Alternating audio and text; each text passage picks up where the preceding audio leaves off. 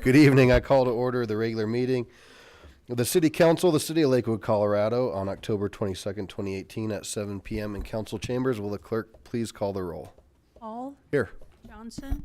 Here. Vincent. Here. Vida. Here. Franks. Here. Roybal. Here. Gutwein. Here. Skilling. Here. Harrison. Here. Abel. Here. LeBure. Here. You have a quorum. Great. Thank you. Well, welcome to everybody that's taken time out of their evening to join us either here in chambers. Maybe you're watching at home or you might check us out on a later date. I ask that all in attendance, if you do have a cell phone, please put it on silent. If you will rise and join me in the Pledge of Allegiance and stay standing for a moment of silent prayer. I pledge allegiance to the flag of the United States of America and to the republic for which it stands, one nation, under God, indivisible, with liberty and justice for all.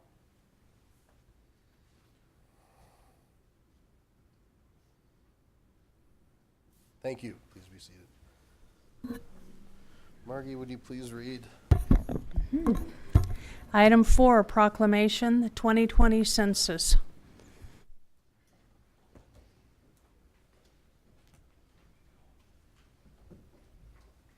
All right, can you believe that? 2020. It's still 2018. I'm going to invite down Lily Grego, great friend of Lakewood, to come down for this proclamation because this is very important and we're just getting started. So 2020 Colorado Complete Count Campaign, whereas the United States Census determines the allocation of seats for the U.S. House of Representatives, redistricting of state and local government, district boundaries, and distribution of more than $675 billion in federal funds to state, local, and tribal governments. And whereas the state of Colorado Governor John W. Hickenlooper signed into effect an executive order which established the 2020 Colorado Complete Count Campaign. And whereas the 2020 Colorado Complete Count Campaign shall promote and advertise the 2020 census, respond to the population's questions and concerns about the census, focus resources on hard-to-count areas and populations, and ensure the highest participation rate possible. And whereas the Complete Count Committee should address various racial, ethnic, cultural, and geographic considerations to the community to ensure residents understand the census process, trust in its confidentiality, understand its importance, and fulfill their obligation to participate as is required by law. And whereas Lakewood is a growing city, and accurate demographics will help the city of Lakewood gain an understanding of the city as well as a plan for the future. And whereas the city of Lakewood wishes to support the 2020 Colorado Complete Count Campaign, now therefore on behalf of the City Council and the people of the city of Lakewood, I, Adam Paul, Mayor of the City of Lakewood, Colorado, by virtue of the authority vested in me, do hereby recognize and support the 2020 Colorado Complete Count Campaign. Thank you. All right, here you go. Thank you so much. Woo. I appreciate that. Thank you. Thank you. I want to extend, my name is Lily Griego. For those of you who don't know me, I know many of you, and I've known some of you for a number of years. I want to extend a huge thank you from all of my colleagues at the Census Bureau, most especially those working in the state of Colorado right now. Your mayor and your city manager were wonderful to meet with, and your investment in this, whether it's a verbal commitment, whether it's talking about it and sharing the information with your communities about our federal funding that comes into the city of Lakewood, whether it be through housing or through transportation needs or through any other needs to your citizens, cannot be overstated. The second thing that I would call your attention to is that Colorado is on the cusp of getting our 8th congressional district. So the United States Census has been doing this for every 10 years since 1790. Political power and federal funding are what we're talking about.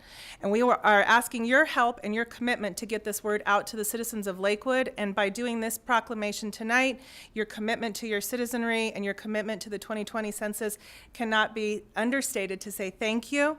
And we welcome the opportunity to partner with each and every one of you. So thank you again and have a great night. All right, thank you. Thank you. I appreciate it. Thank you.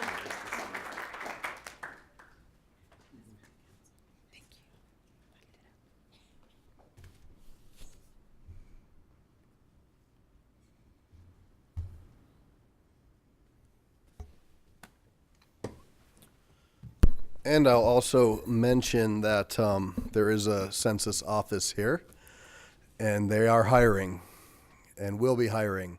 We'll be hiring a lot of people, so keep that in mind if you know folks that will be looking for a job or some work or want to go door to door. Councilor Beta, you had a light on? I certainly do. Okay. Did you want to speak to this? I do. Okay, go ahead. Thank you, Mayor. I have some questions, and I'm not sure who to address them to, so I'll start with you, Mayor, unless you advise me otherwise. My first question is, this resolution looks like it's already been signed and sealed. Has it already been delivered? So it's a proclamation, and I just delivered it, yeah. So it's already been delivered. Signed, sealed, and delivered. Okay, so my next question is, did council pass upon this? Is this something that we passed? No, it's a proclamation, so it's not a resolution. A resolution would have been something that council did, but this is in the spirit of kicking off the 2020 census. So it's something that's ceremonial and an opportunity for the Census Bureau to talk about their process that is beginning. Okay. Well, the reason I'm asking the question is I have a little bit of concern about this, and I want to make it clear that as far as the idea or the concept that the census be fair, complete, and exhaustive, I'm totally in favor of that. And the reasons are obvious for all the reasons that are stated in there. The problem is what we're doing here is we are supporting an executive order, which then in turn is talking about a concept. But what we're doing is we're supporting an executive order by the governor. That makes this a partisan issue, and I don't think that we as a council should be weighing in on a partisan executive order like this. Secondly, this is a federal matter, and while I don't have a problem dealing with federal matters if and when appropriate, but this is really not any more of a city matter than it is to any other city or county or anybody in the whole United States of America. We all, as a group, have an interest in seeing that the census be fair and complete. So it's not really a Lakewood issue at all, and so I really have a problem with doing something like this. And I feel if we want to have a proclamation that just simply embraces the concept of a fair, complete, and impartial census in 2020, I'm all in favor of that, but not this. This is a partisan document, and I'm opposed to it. Okay, well, duly noted. Certainly would have welcomed this conversation prior. I will say, I don't think it actually is a partisan. It's the complete count campaign for the entire state of Colorado. So, and the local government, they actually rely heavily, and you'll see more opportunity for the local government to be engaged because it's critical for us to retain those local dollars based on the count. So we are very much a part of this count process, and I've been through this once before, and we actually will be creating a complete count committee. So I appreciate that comment. I'm going to take other comments about this. We'll just move that to general business so we can keep proceeding. Thank you. Will the clerk please read the next item? Item 5, presentation, citizen commendation. Chief McCaskey. Good evening, Mayor and City Council members. I'd like to introduce you to Cameron Jones, and he's a citizen of our great community, and his wife's in the audience. Yeah, if you want to take pictures, feel free to come up here or behind us. Yeah, no, you're great. This is a big deal. So this is a citizen citation for valor, and this is my first for doing this as chief of police.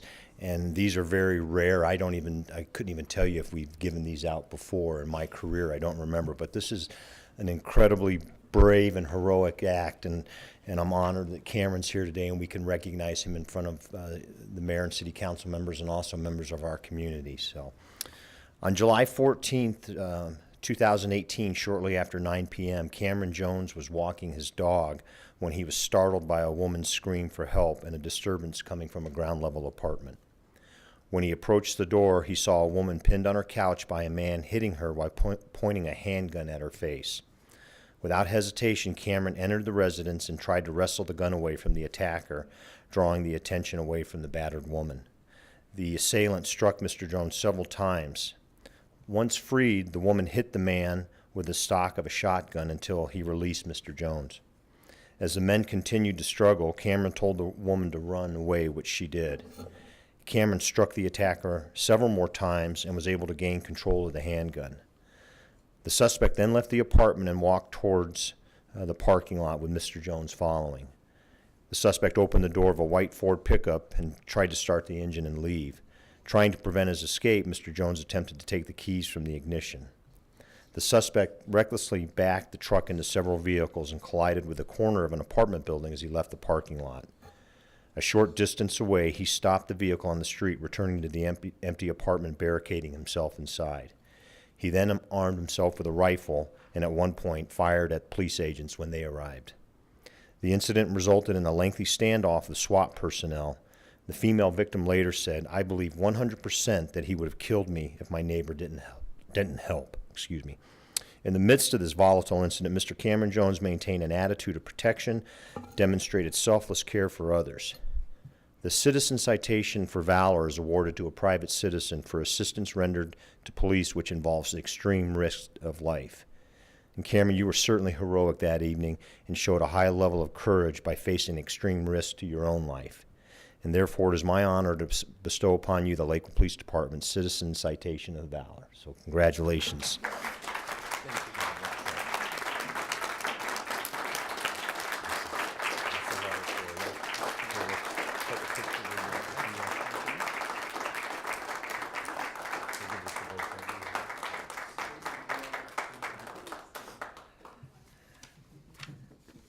Cameron, did you want to say a few words, or not part of the plan? I can. You're pretty brave already. We've shown that. So. Well, I greatly appreciate the honor that's been bestowed upon me. I still, to this day, don't really feel that it's much above and beyond what any neighbor would do. And at this point, I just feel very thankful that my wife and I were safe, and obviously the victim was safe. And I appreciate living here. We've been here for about 1.5 years, and we love this area. We love this city, and just thank you for the honor. Appreciate it. Thank you.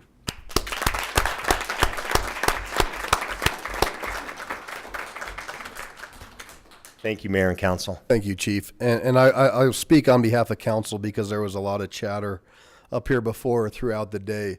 It's very rare we see these, or as the chief said, this type of an award. But when you read into what happened and you see the bravery that you took upon is just incredible. And meeting you and your wife said that she's glad she's not a widow after what took place. And truly you put yourself before somebody else, and it's incredible. What a story. And so thank you. All right. So now we're going to go into public comment, and let me get to my schedule here. This is the point in the meeting where the public is invited to address the city council on items that did not appear on the agenda. All comments should be directed to the city council. I ask that all in attendance observe the decorum in the city council chambers and refrain from applause or audible support or discord with the speaker. You will have 3 minutes. 2.5 green means go for it. Yellow is 30 seconds, means you're almost up. Red will be done, and we'll politely ask you to wrap up, and we'll get going from there. I'll start first with Mr. Vatava.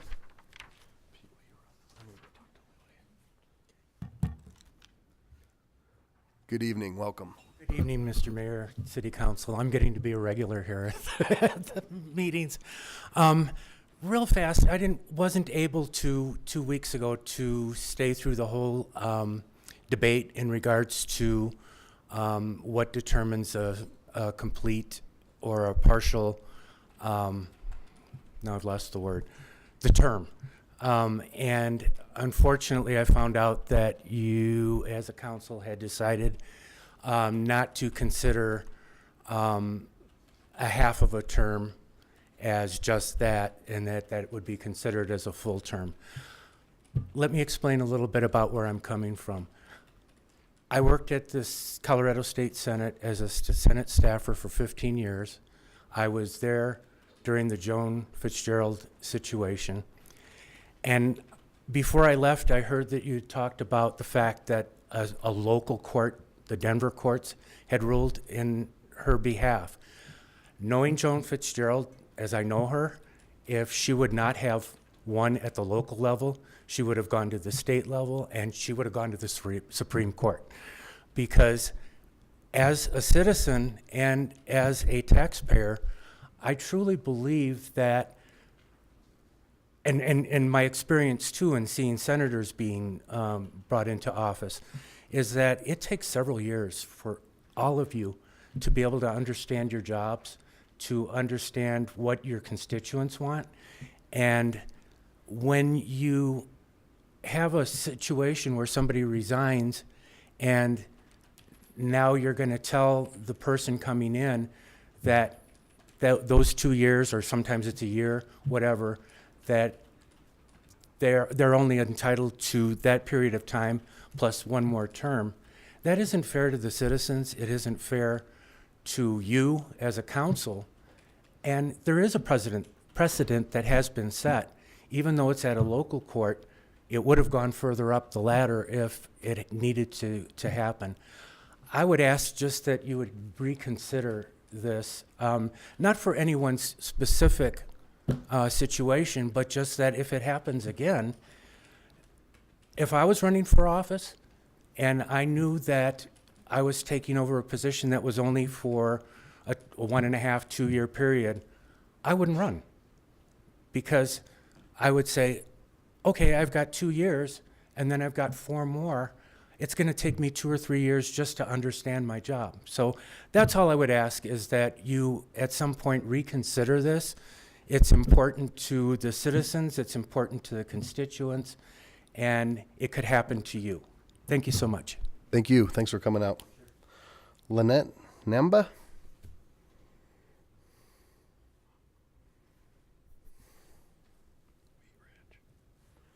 Good evening. Welcome. Good evening. My name is Lynette Namba, and I'm a member of the Citizens for Healthier Lakewood Coalition.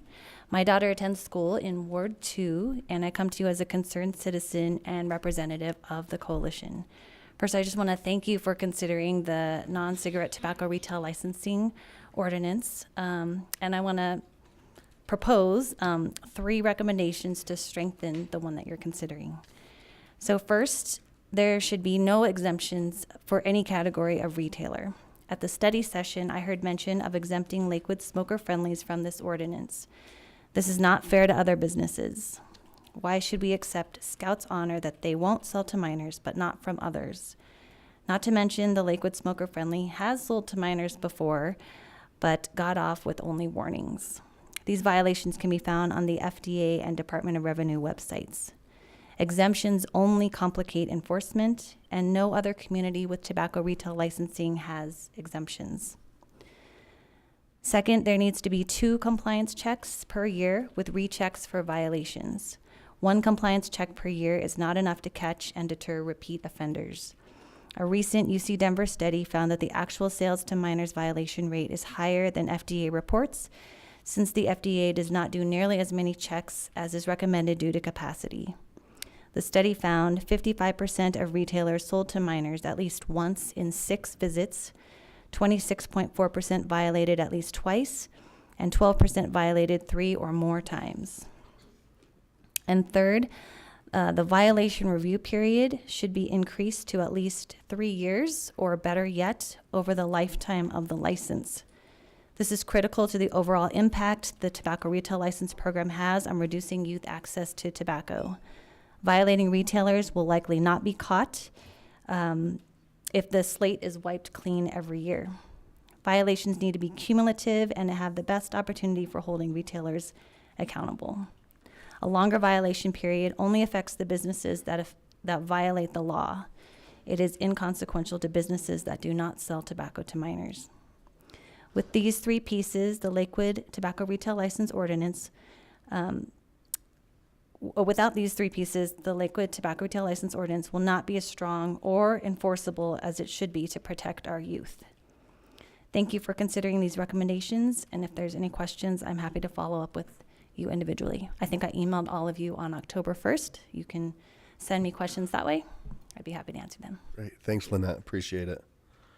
Mr. Brackney, come on down. Good evening. Welcome. Honorable Mayor, honorable members of the council, my name is John Brackney at 6038 South Clayton Street in Centennial, Colorado.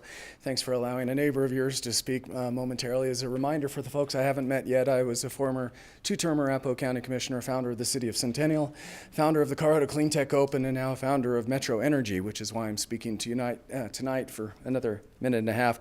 Briefly, though, the 5 times I've sworn to uphold the Constitution like you've all done, I don't know if I've ever served our community as much as that young gentleman that just got that citation. That is just absolutely, I'm so thrilled I showed up tonight. Gosh, I hope I can do something so noble someday. Wow, yeah, what a cool city you live in. Briefly, Proposition 112, it's a mess. You may be in favor of it. I'd urge you to reconsider if you're not. I want to chat with you.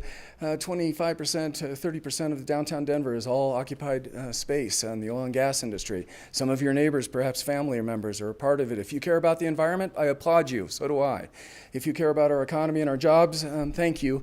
Please, please, please chat with your citizens and neighbors and somehow come up with a consensus. But that's not the real reason I'm here tonight. I'm also a founder of the Bighorn Leadership Program on Energy. And folks, sometimes our adversarial system just does not work. The RD thing, the plaintiff defense bar, the pro-con, the black-white, there's got to be a better way we can solve problems in our community. And Brenda Morrison of Rutbridge's fame of Bighorn and I have founded a new way to do business regarding energy, all the above energy policy. It's 4 days on a Friday taking away from work and 4 days on the weekend taking away from family. We're in our second cohort. I was here a year ago. I'll come back next year, really looking for the mayor or one of you to speak or to participate in this or nominate a business or a community leader so Lakewood is fully represented in our statewide political process. I'm probably out of time, but here's my card. If you don't mind, I'll give one. Throw it away, actually recycle it, or call me if I can ever be of service to you. Thank you. Actually have a minute. Is that working? Is it still green? Oh, I don't know. That's Okay. enough time. I'm sure you have a lot on the agenda. I'm here to serve you. Just give them to the clerk and she'll make sure that we have. Thanks for coming out, Mr. Bragg. It's nice to see you once a year. All right. Okay, that exhausts the folks that have signed up on the non-agenda. Is there anybody else who wishes to speak? Come on down, sir. If you please stop by the clerk's desk on your way down and give your name and information, that'd be great.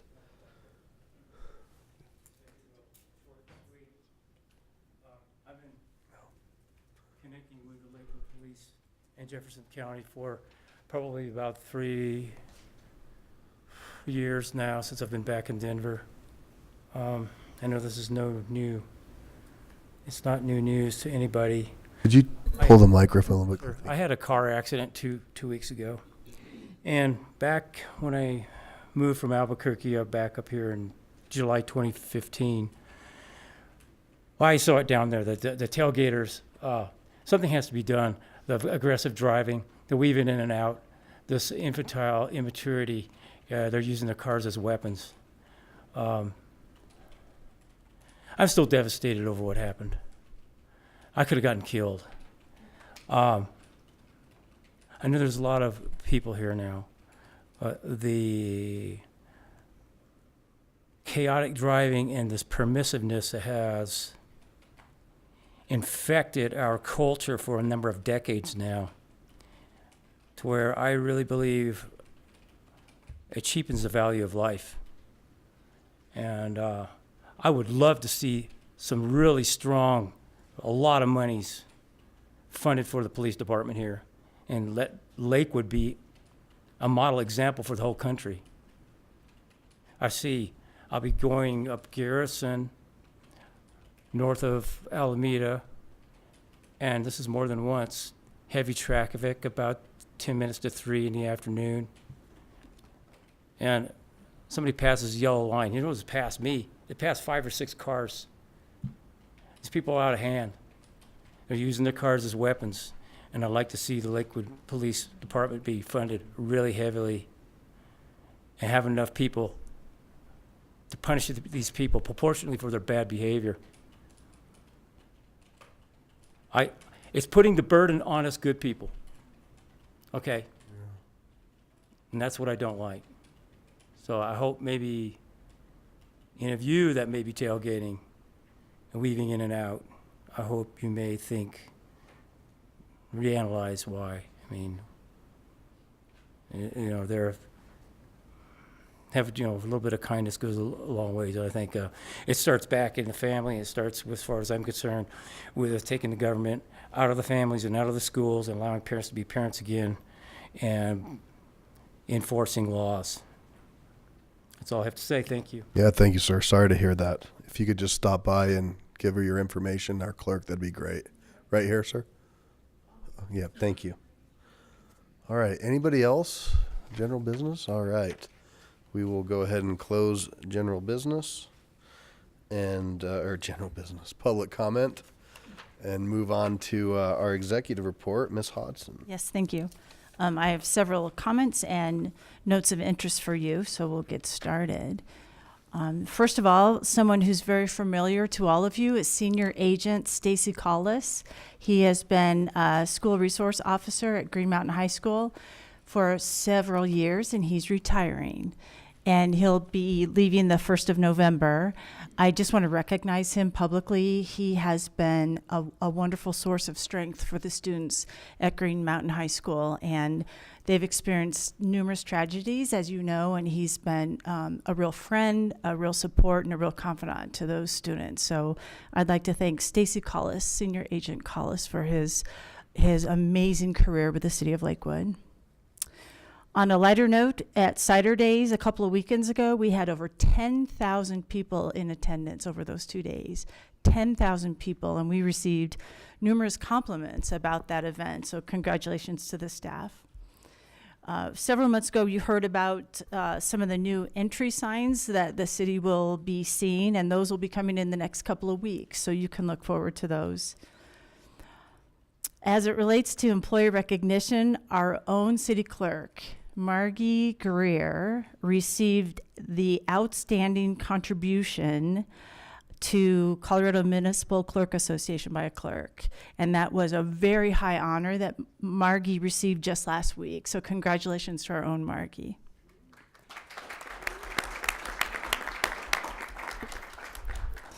And she is red now. And that was my goal. Some good news in the finance department, our utility billing system, which is going to drastically increase our level of customer service. That'll be going live in January 2019. I think our citizens will appreciate that extensively.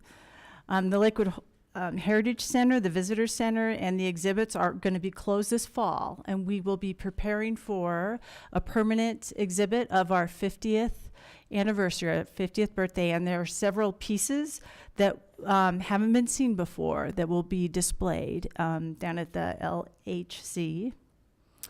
A lot of people have asked us about the Sears at Westland Town Center, and as we know, Sears has filed for bankruptcy, I think October 11th of this month, and our own town center is slated to close.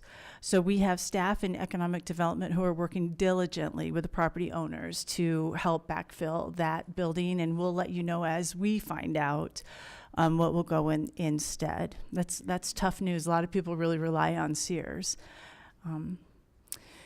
Several months ago when we had a workshop, and it was an update that I gave on my evaluation update, and I told you about a program that the planning department has been piloting, and it's called Lakewood Speaks.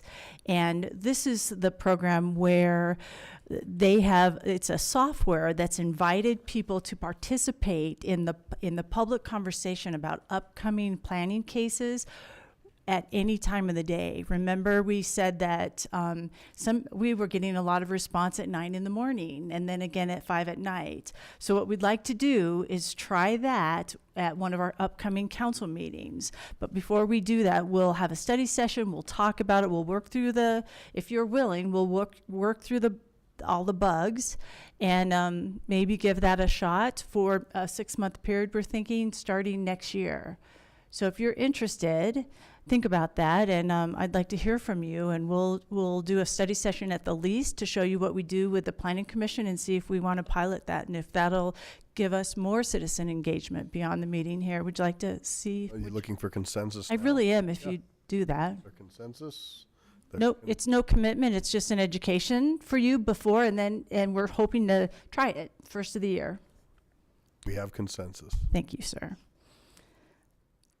Okay, so we have heard from several of our residents questions about the C470 Alameda, the funding issue, the funding structure.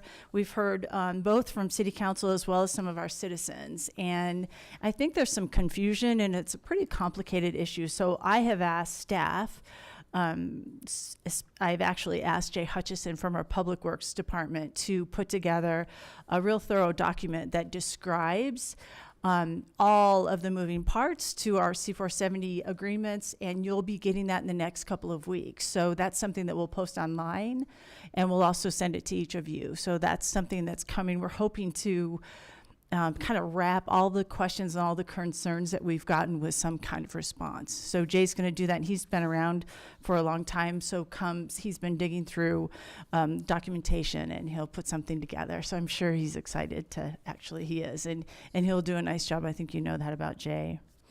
And finally, I wanted to just give you a report on our Lakewood Possibilities Fund and give you the third quarter report.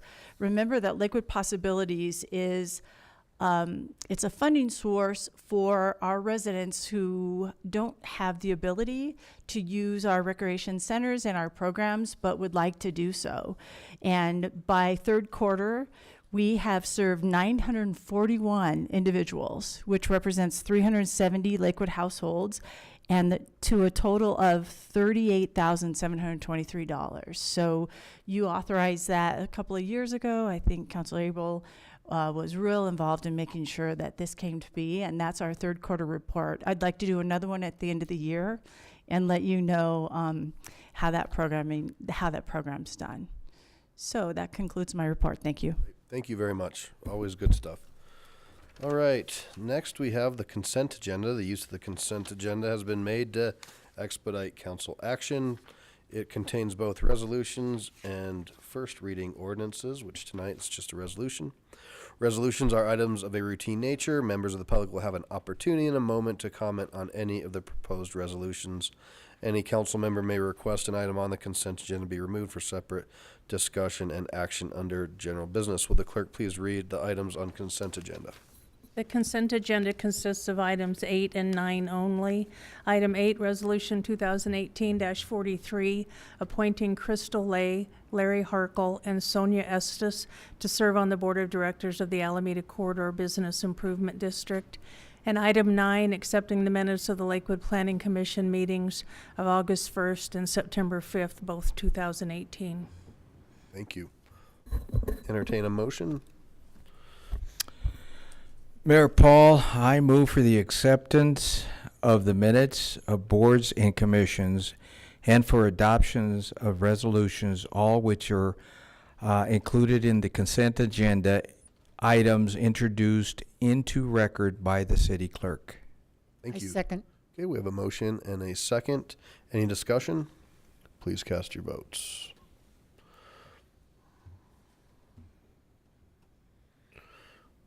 That passes 9 ayes, 2 nays, the nays being Johnson and Beta. Councilors Johnson or Beta, do you want to talk about those at all? Councilor Johnson? I will. Councilor Johnson?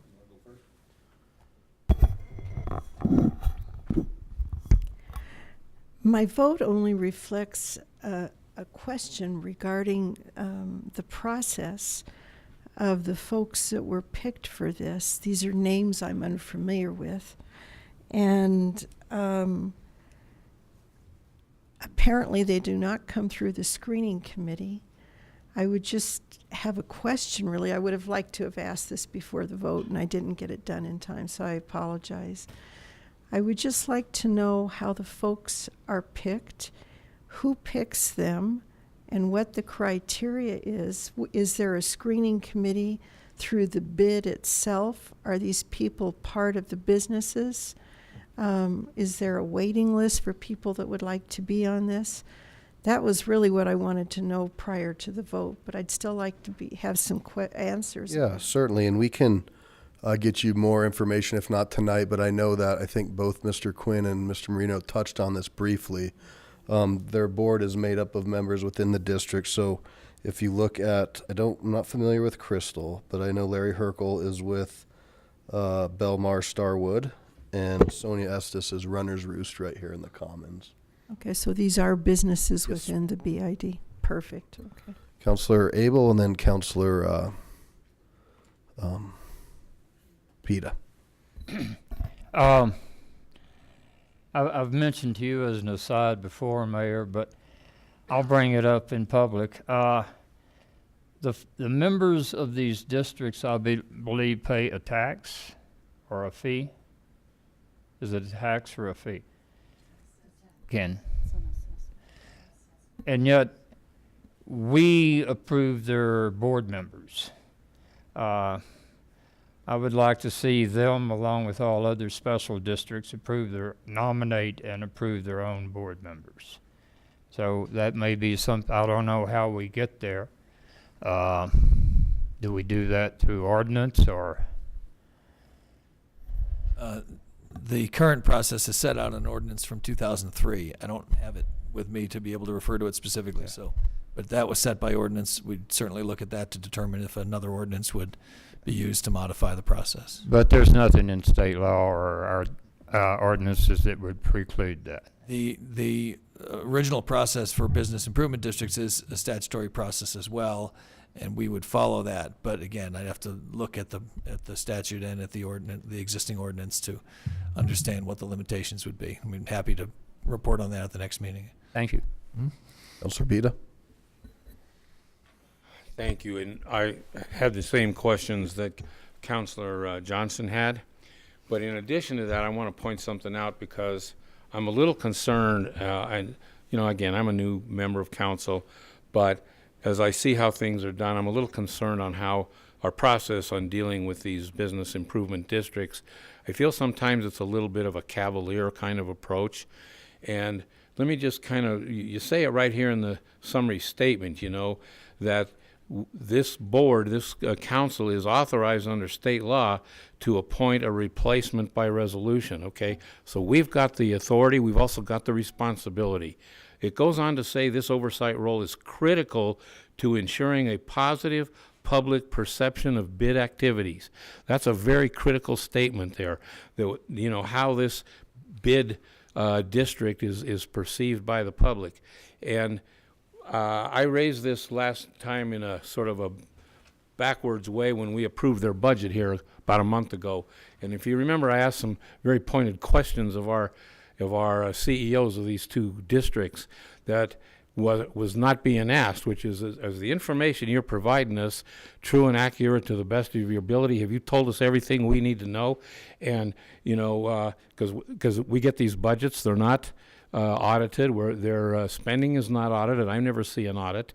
So we're kind of taking this all on faith that what they're giving us is accurate, and yet we have this overseeing responsibility on these districts, and they involve taxpayers' money. And so this is another example that kind of goes with that whole same thing that I'm talking about. Is we come in here, we rubber stamp 3 new members on their board. I have no idea whether these gentlemen are qualified. I don't know if they're convicted felons. I don't have any idea how they were appointed. I mean, they probably are going to be great board members, and I don't mean to malign them in any way. They're probably great. But I, as a member of this council, have no way of knowing what I'm doing has any substance to it, and I need a little information here, just a little bit who they are, what process they went through, were there other applicants who were not appointed, those kind of things, in order that we fulfill our oversight function under state law. So that's my statement.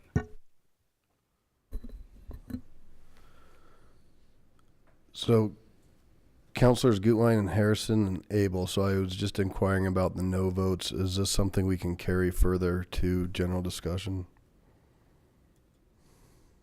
General business? Just because the resolution has been accepted, so. Sir, I have no problem with these candidates Yeah. here. That's not my problem. at Certainly. all. It's just the method. Thank you. Certainly. Well, okay, Councilor Harrison and then Councilor Gutwein. I guess how I feel about this, Councilor Beta, is that when we get presented from a sister organization that they want specific people named on their board of directors, I believe that we have to honor what that board is telling us that they want as their directors.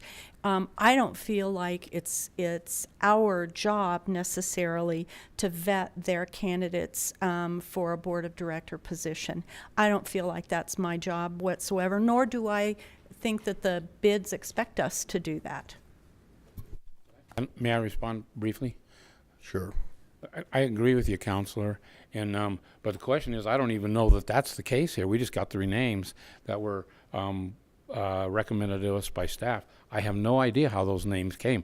If they came from their board, a recommendation of their board or their people, and we're told that, then I agree with you. I'm comfortable with that. At least we've got some basis for it. But I don't know if this is some kind of an appointment out of the clear blue. I don't know where it comes from.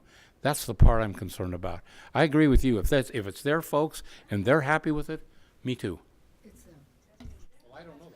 Well, and just for a follow, so certainly it's a good educational, and I thought that, again, both gentlemen went into this, but it's my understanding that they are nominated by their board and elected to the board and brought forth for us to ratify. For instance, Mr. Herkel has been at Belmar since its inception, so he goes back to Continuum. He was with General Growth, and then he moved on and he's been with Starwood. Sonia Estes has operated this running store here for a decade plus. So these are folks that are engaged. And I would also welcome, I think their meetings are open and they do have the opportunity, whether it's through Mr. Quinn or Mr. Marino, to go and be a part of that and get a better understanding. So it's just learning. Mayor, can I make one more point? Please. If these questions, if you do have these questions and they're not addressed in your packets, if you would let us know in advance, I'd be happy to gather that information and find out how these boards, what the criteria is, so that we can answer you with more detail than we have right now. So if you would just give us a heads up, even Monday afternoon, I'd be happy to do that, because we don't have that readily and we don't have the members of the bids here, but we're happy to provide that. So Councilor Gutwein and then Franks. Just one additional follow-up. I just wanted to state the bids and their budgets are actually audited. So just wanted to clarify that. And also, they both have monthly meetings that are open to the public. It's not the bids themselves, but they're business association meetings. So Alameda Gateway has a monthly meeting, and West Colfax has a monthly meeting. They're very well attended. They have outstanding reputations within the community. So I recommend, or I know many of you attend those, but just another avenue to get more information about these organizations. Thank you. Councilor Franks. Thanks, Mayor Paul. Mainly for the public, I wanted to call their attention to that in our packet, the Alameda Corridor Business Improvement District did provide their own resolutions, which is them recommending. So those are in the packet, and so that basically is letting us know that their board of directors then put these folks forth for nomination. So I just wanted to make sure that that was known to the public, that the packet does include that, signed by both their president and their secretary. All right. So moving on, the clerk, please read item 10 Item 10, the second public hearing on ordinance O 2018-19, adopting a revised budget for the year 2018 for the city of Lakewood, Colorado, and further adopting the annual budget for the city for the fiscal year beginning on the first day of January 2019 and ending on December 31st, 2019, estimating the amount of money necessary to be raised by levying taxes for the year 2018 to defray the costs of municipal government of the city of Lakewood, Colorado for the fiscal year beginning January 1st, 2019 and ending December 31st, 2019, estimating the amount of money to be derived from other revenue sources and setting forth the appropriations for each fund. All right, thank you very much. So in the city of Lakewood, this particular item, which is our budget, requires 2 public hearings. We've held our first, this is our second, and with prescribed adoption before November 1st. I have with us tonight Mr. Dorr, our city treasurer and finance director, who is going to highlight a quick presentation, as the community's seen this a couple times, and I think council's engaged a few times, and we have several members of the management team in the house tonight to answer any questions directed through Ms. Hodson. Good evening. Thank you, Mayor, members of City Council. Once again, Larry Dorr, City of Lakewood Finance Director and City Treasurer. Yes, I'll be brief. I will be brief tonight. I do have a few overview slides that I'll go through fairly quickly. Just the last time that we were in chambers, there was a person who viewed the presentation and became aware of the city's budget for the first time, and he called me soon thereafter, and we had a nice chat about the city budget. And he's here tonight and introduced himself to me in person. So I'm pretty impressed by that. And obviously, it's an engaged citizenry that wants to know more about what's going on in their community. But as mentioned, there's been a lot going on. The city budget process really starts in February each year with council's planning retreat, and all of the members of the leadership team and our staffs prepare changes for the budget and input. This calendar kind of gives a little flavor for it. And since September 7th, which is now 45 days, we've had a 540-page budget book in the hands of City Council and on lakewood.org for viewing by the public. Also, we've had some oversight and review from the city's budget and audit board. Those board members include council members Beta, Harrison, and LeBure, and also 2 citizen members, John Ludwigson and Donald Tallman, to review all of our estimates and projections in the budget.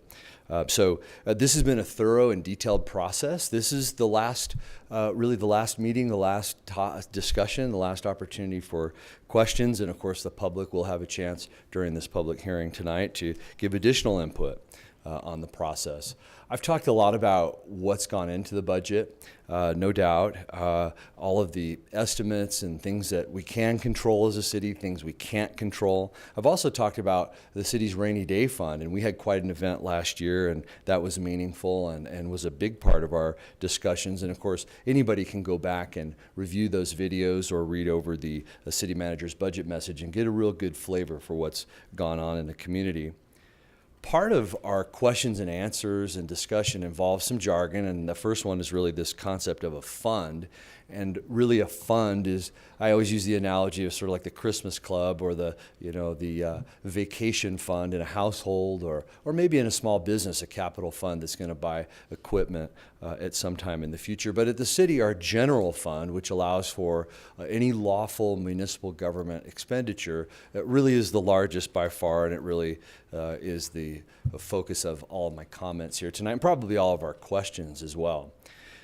In the general fund, what really drives our community and allows us to provide services to our residents is really the sales tax. We're focused on sales tax. It's the largest fund and the largest source of income, so we're very attuned to that, and we pay very careful attention. If you purchase something in the community or have it delivered to your house, you pay a 7.5% sales tax. That's made up of the Regional Transportation District, Scientific and Cultural Facilities District, and the Jefferson County Open Space Sales Tax, along with the state. And then finally, the city is 3% of the 7.5%. And really that's what allows us to provide all of the services and maintain all of the capital infrastructure in the community. We have a look outside, obviously, and we see a very strong Lakewood economy. We see private investment from major international corporations. This is the Marriott Springfield Suites that's going up at Colorado Mills, but the company is also investing in the Fairfield Inn and creating that project as well. So the Lakewood economy is very strong. There's a lot of job creation happening, and on a different scale, just across the street at Belmar, these are the Alameda shops that are going up. So it was mentioned that the Starwood Corporation is the principal investor. These are sophisticated international companies. They have investment opportunities in every community and in every country, frankly, around the world, and they're choosing to invest in Lakewood for a variety of reasons. Obviously, it's a safe community with a great quality of life and hopefully quality municipal services as well. Not just in the private sector, but also in education. This is a project happening at Colorado Academy. And also at Colorado Christian University, they are constructing their Rockmount Hall student residences, and this is happening as we speak. These are, again, investments from the education sector who believe that they can continue to grow their services for their shareholders, their constituents. So the other side of the ledger are things that we can control, and I mean we as a community can control expenses, really comes down to personnel, because we're a services organization that really amounts to people, police officers, snowplow drivers, park rangers, park maintenance, you name it. But we can control the size of those expenditures, and the way that we do that is really a good job estimating our revenues. Not by coincidence. And last year we estimated our revenues on a $113 million general fund within 0.04%, or about $50,000. So there's some good credibility, some good reliability in those systems and in our budget process. Well, each year when the media might call City Hall and ask to speak to the mayor, city manager, or myself about what's happening in the coming budget, there tends to be a focus on what's new or what's interesting and exciting in terms of spending, and I'll just kind of overview those real quickly. In our police department, this proposed budget that you'll be voting on here momentarily would add 2 police agents and 4 community service officers, and increase the level of service to the community in the area of public safety. Also, we'll be adding some vehicles so that those staff members can get out and really do their jobs.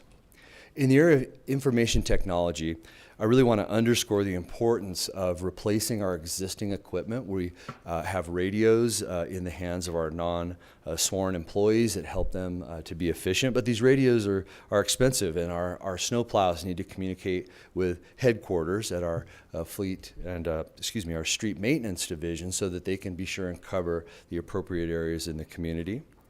Also, we have very important systems that really help us do our jobs in whole. We have a payroll system, HR management, and general ledger accounting system that keeps track of thousands and thousands of transactions.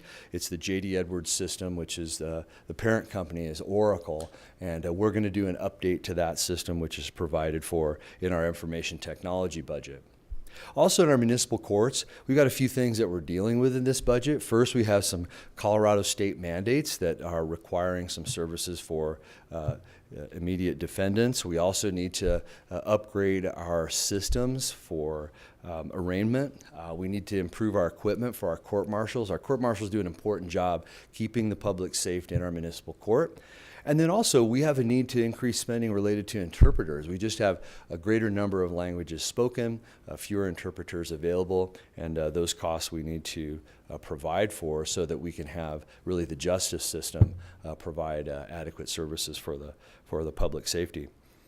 Next, in Public Works, we have some proposed transportation and utilities improvements, and I would invite any members of the public to look at the Capital Improvement and Preservation Plan. A lot of effort goes into that, and I know that Council looks at all of the pages very carefully to see the coming and planned projects. And just to give a little flavor for that, there are a few traffic signal upgrades that are proposed along Kipling. That'll give you a little flavor for that.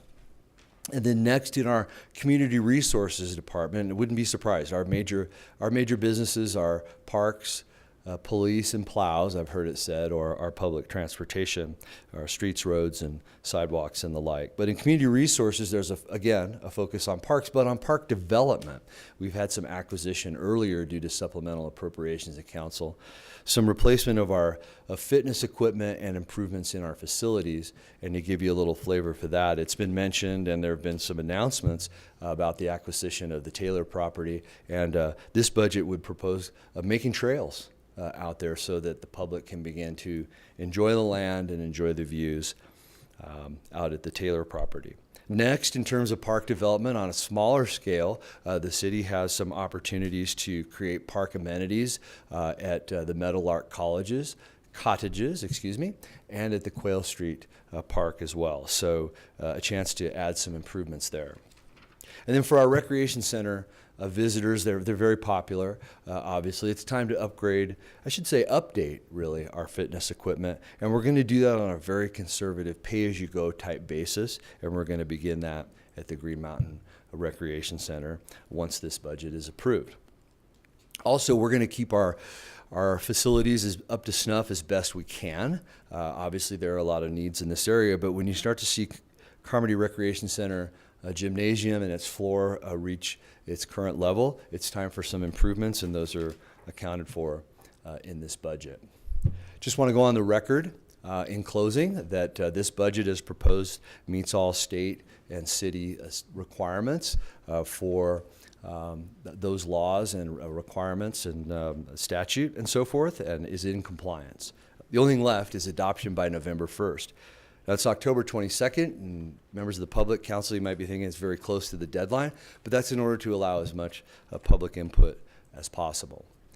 For 18 straight years, this budgeting process has yielded the Distinguished Budget Presentation Award, and we will be submitting the 2019 budget for the presentation award as well.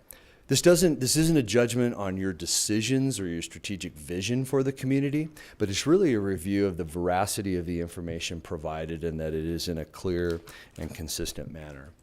And of course, everything that happens in the budget, I've heard it said by many council members over a number of years that this is really a public policy document as much as it is an accountant treasurer's document. It really sets forth the tone and the vision for the community.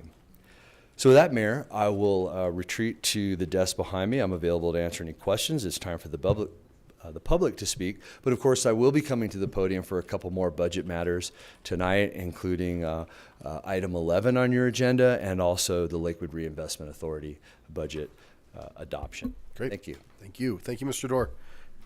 Thank you for your hard work and your team in getting this all ready to go and prepared for tonight. So I will now open the public hearing. We have one person who's indicated that they'd like to speak. Mr. Ash, come on down. Again, while he's coming down, same rules, 3 minutes, 2.5 green, 30 seconds yellow, 3 minutes red. Welcome. Welcome. Thank you, Mr. Mayor and council members. Mr. Dorr spoke of a citizen who reached out to him after the city council meeting 2 weeks ago. That'd be me. I sat here 2 weeks ago and it was my first exposure to a city budget, and I was a bit shocked that a deficit budget was being presented, having no knowledge of city budgets. I reached out to Mr. Dorr, and to his credit, he called me back and he spent a considerable amount of time with me explaining it as much as he could with the time he had, and basically dumbing it down for this little suburbanite here. But anyway, during the course of the meeting a couple weeks ago, several people came down and spoke to the unaccomplished goals set out in the sustainability plan for the city of Lakewood. And I think we're all here because we love this city and we're concerned about its future. And I think sustainability is going to be a huge part of the quality of life that we're all striving for here. And I was very disappointed to find out that goals set out by our city in the areas of sustainability, specifically generating 45% of municipal energy from renewables, 45% of residential energy from renewables, 45% of commercial and industrial energy from renewables, and reducing citywide building energy by 20% are woefully behind goals. After talking to Mr. Dorr, I feel I can confidently say that I understand almost one whole page of the 546-page document. But the point I wanted to bring to you folks and submit to you is the budget that you're about to be voting on is a $209,922,197 budget. And Mr. Dorr informed me that for 49 straight years, the city has underspent its budget, and he assures me that next year is going to be the same. And it's usually underspent to the tune of about 5%. The people who spoke about the sustainability shortfalls left the meeting last week, 2 weeks ago, disappointed because they were told there was no money in the budget to work on those items. So I would submit to you that 5% of the budget that you're about to vote on is $10,496,109.85. And if you do indeed underspend your budget, I would strongly urge you to use some of that $10 million to accomplish these shortfalls. Because in all the years that I've worked in my own businesses and planning budgets for departments and companies that I worked for, we didn't move on to new goals until we accomplished the ones that we had already set for ourselves. Thank you. Well done. Thank you very much, sir. Appreciate it. All right. Anybody else wish to speak on the budget? Okay, seeing none, I'll close public comment and look for any, let's actually get a motion read in. Please, Mayor Pro Tem. Items 10. Just item 10, yep, ordinance 10. Okay, I move for the adoption of ordinance O 2018-19, second and final reading. I second. Fantastic. We have a motion in a second, and I'll just start with a quick comment. Mr. Ash, thank you for taking the time, and Mr. Dorr has a great knack for being able to dumb down budgets for anybody, and it is very helpful, but these can be challenging, but to take the time. And I will say after that meeting, Councilor Gutwin and I had the opportunity to meet with the sustainability folks who were here that evening and hopefully have a better plan going forward that will bring all the council on board here in the next few weeks. So thank you. Councilor Abel. First, I'd like to say thank you to Mr. Dorr for spending so much time with a citizen. Had I known that, everyone that called me about the budget would have gotten an appointment with Mr. Dorr. So we'll talk next year. I'm a bit concerned about the deficit spending. I know that we have spent down the budget, the reserve for some once in a very long time chances and other necessary spending, but you just can't sustain a deficit budget forever. And not that I have objection to where we're spending this time, but I think as we move in, especially if we get a pass on Tabor, that we need to make revenue and expenses meet. Also, the budget process, we get it 6 weeks before our decision is due. And as Mr. Dorr said in his first presentation, here it is, it's all in print, it's done. Make your changes minor. So by the time it gets to this stage, we're all reluctant to make any large changes or question a lot of line items. I would like to see a more inclusive budget process in future years. I know other governments, the legislative board meets with each department head well in advance of the final submission of the budget, so they can ask the questions of, well, why did you not spend that $2 million, or why did you shift it here? And will that be enough FTEs for next year, or will it be too many? So I'd like to have a process that involves us farther. The Budget and Audit Committee heard about it, in July. I didn't hear the first word about details until I got this book in my box in the middle of September. So, and had I known it was there, I'd have been in 5 days earlier to pick it up. Also, I do have one question, and it doesn't require an answer tonight, but I would like to have a few more details about the former city manager's recompense in the city manager's budget, please. I'm sorry, the former city managers. Page 517, under non-departmental, previous city manager's trust. Ms. Hudson, I think I could describe that if. I have a lot of, well, there is some history about his investments and how his retirement was figured, and I don't think all these people want to sit around and hear that tonight, but I would like some more information on it. If you could prepare something for me, Mr. Dorr. I mean, basically, if you want to talk about it, sure. I think at one time we set aside a few $1 million for the former city manager to make investments with, and the return on the investment would be his for his retirement. And Yeah, I can go ahead and. is that what this $210,000 is, or is this coming? I know it's coming out of the budget each year. I can go ahead and describe that, Councilor Please. Abel. Yes. Page 517 is an authorization for expenditures greater than $50,000. And the previous city manager who retired about 10 years ago, his employment contract included a defined benefit pension plan. And that pension plan has assets that are controlled by the city.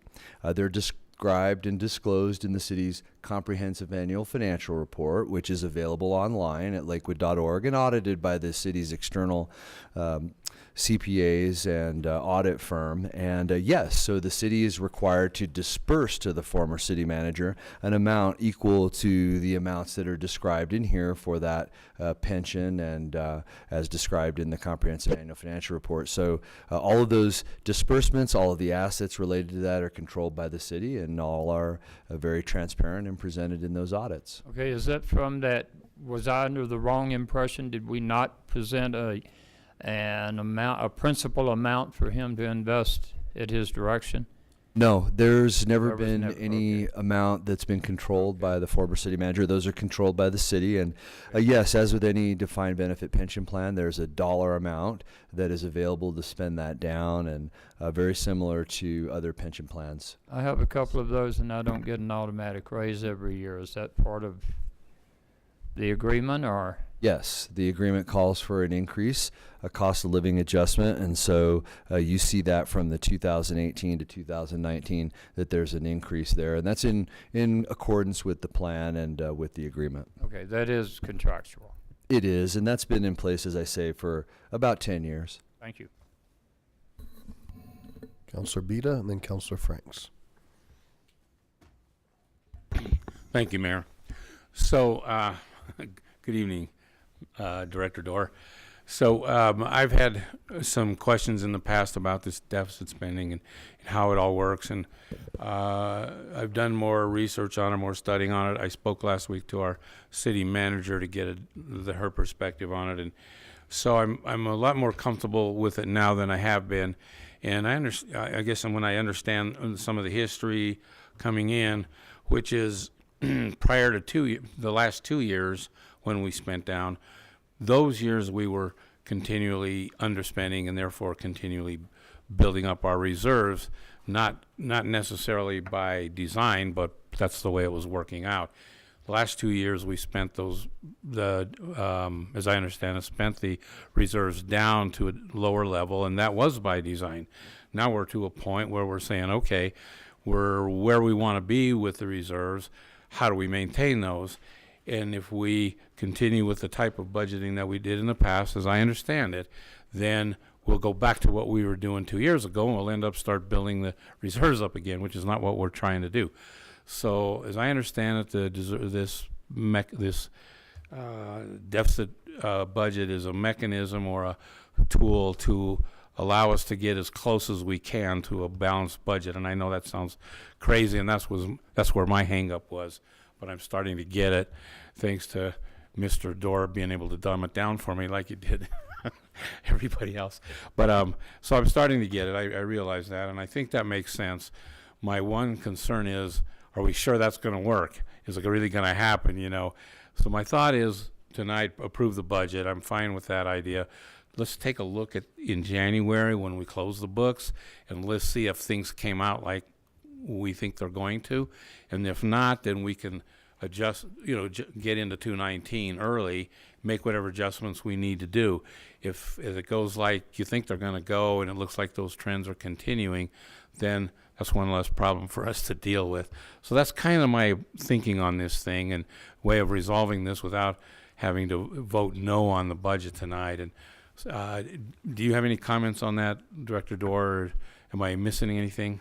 I don't think you're missing anything, Councilor Bida, and we've done that every single January for years and years. We'll continue to do that. That's the right thing to do, is to continue to remeasure where we are. We actually do that every month to a smaller degree, but absolutely. I've reported each January to the Budget and Audit Board for many years our estimates for the year-end books being closed, and actually that process continues on because the books aren't exactly final at the end of January. We continue to collect sales taxes and pay for expenses that have accrued, but absolutely we continue to update those, and that will become more and more familiar to you each year as we do that, get on that routine. So correct.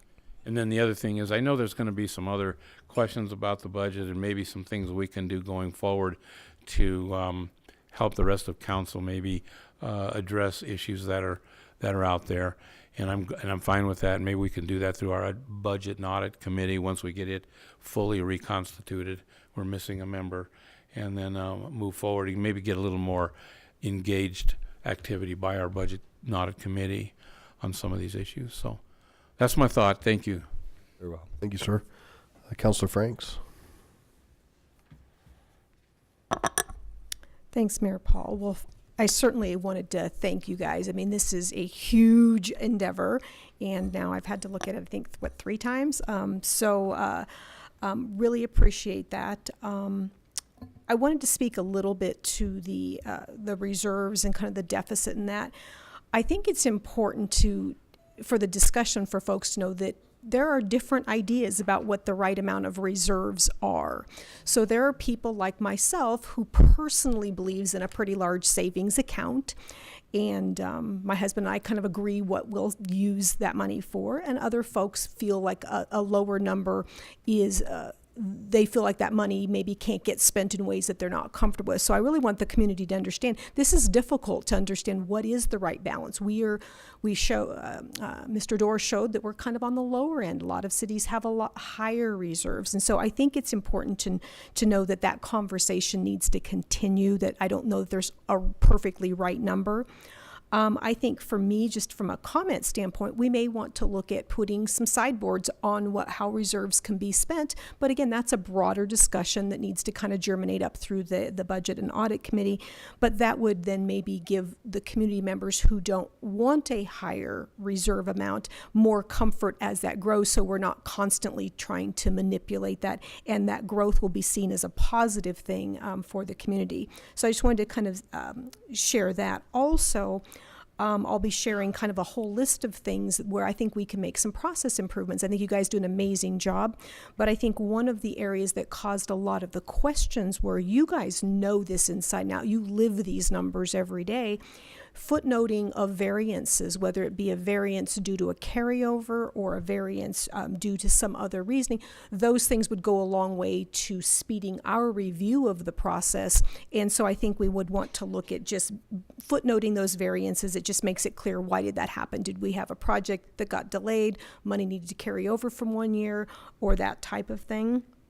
And I also think that we need to look at, prior to this being printed, just some cursory review. And I think Councilor Abel spoke to that. I think it's just important to get the best quality one that we can out there. We all found some minor things, but I think that then gives us a chance to feel like we can make some different recommendations. So that's just a couple, but I really appreciate being on the Budget and Audit Committee in years past.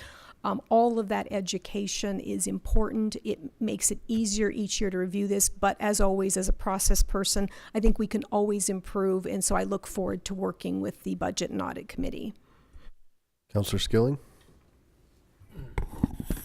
Thank you, Mayor. I will echo what the previous councilors had spoken to. I think working on that efficiency, I've gotten a lot of feedback over email recently, obviously, but a lot of feedback, important feedback, and nothing, I would say, important questions. And so I think it is difficult, to Councilor Abel's point, that when you've got this big laminated, beautiful book, I mean, you've kind of passed the point where you're going to have some of these conversations. So to Councilor Franks' point, maybe we do something with the Budget and Audit Committee. Maybe we make it more meetings, or everyone loves committee meetings, but it gives an opportunity for the public to give more input. It gives, and to Councilor Franks' point, if we could have a review before things get a little more finalized, if people have a list of questions, I'm not saying that we have to pick it apart, but up here is not really the time to go through laundry lists of ideas that people have had in the past 2 weeks. This should be a year round, and it is for all you. It's just not for us, because after this we move on to the next thing that's happening and then see in a year. So maybe the Budget and Audit Committee is there for a reason. I think we should utilize that more, and if people have questions along the way, take it to the committee. That'll engage the public if they know there's more meetings. So long story short, more meetings, and I am not volunteering to be on the committee. Well, that committee is set, and we will be doing committee assignments again coming up in the next month. So, okay. So I just want to encapsulate a couple things I heard, and it has to do with kind of a better understanding of the process. And so a good way to potentially move forward is to get ready for our retreat, which is going to be a little bit earlier. It's going to be in January this year. And that is, again, really where the priorities are set as to what the city manager is then going to go meet with the M team and start to look at the priorities that she hears from this group and start to build that budget. And so there could be an opportunity, again, with the Budget and Audit Committee. They do meet quarterly, but also maybe an update from the city manager, quarterly. You're doing your reports now at the beginning, which are super helpful. Maybe that's an opportunity to talk about where we're at, or things that you see as far as forecasting or things like that along those lines. Just an option to throw out there. I want to echo and point something out that's really important. Our current city manager does not have that type of deal set up for herself in her retirement. So I know she's somewhat embarrassed about ever talking about it. Do we? Councilman Abel does have that set up in his retirement for $4 a year in perpetuity with the cost of living at 10 cents. So Plus raises. right. But it's a much different contract, and I will say, to her credit, that was something that she negotiated when she came on as our city manager, as to not want to draw attention and to yourself and your finances, but much different than our previous city manager. Councilor Gutwein? Just wanted to make a big picture comment as well. A huge thank you to everyone who's been working on this for the entire year and all the hours that go into it. Wanted to say that I really appreciate the transparency in our budget, and that citizens can log in, drill down, and see anything they want, where every dollar goes. I think that is really important to our community and holds us all accountable.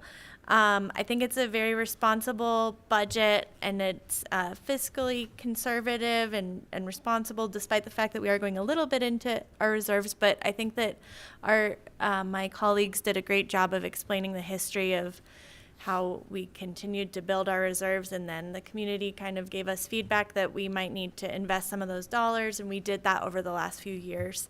And now we're, moving into another potential direction where we want to stop spending down those reserves again. and appreciate that it is such a tight budget.